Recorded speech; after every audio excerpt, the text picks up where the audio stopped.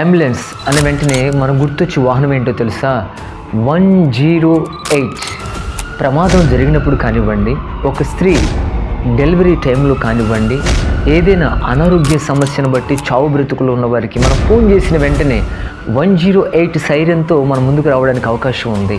ఈ 108 కార్యక్రమాన్ని ఎవరు ప్రారంభించారు అని మనం ఆలోచిస్తే దివంగత నేత వైఎస్ రాజశేఖర రెడ్డి గారు ఈ కార్యక్రమాన్ని ప్రారంభించారు. నాకు తెలిసినంత వరకు ఈ కార్యక్రమం ద్వారా అనేక మంది లబ్ధి పొందారు, మేలు పొందుకున్నారు అని నేను అనుకుంటున్నాను. రైట్, ఇంత బాగుంది. 108 లేదా 108.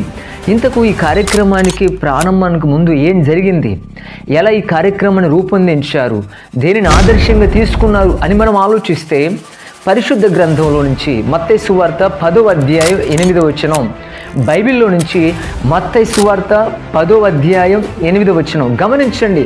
108 మత్తయి సువార్త 10వ అధ్యాయం 8వ వచనం.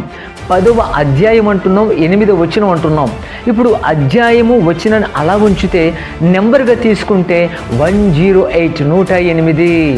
మత్తయి సువార్త 10వ అధ్యాయం 8వ వచనం నుంచి 108ని తీసుకోవడం జరిగింది. అక్కడ ఏం రాయబడింది? రోగులను స్వస్థపరచుడి, ఉచితముగా పొందితిరి, ఉచితముగా ఇయుడి. బైబిల్ ఎంత గొప్పదంటే చాలా గొప్పది.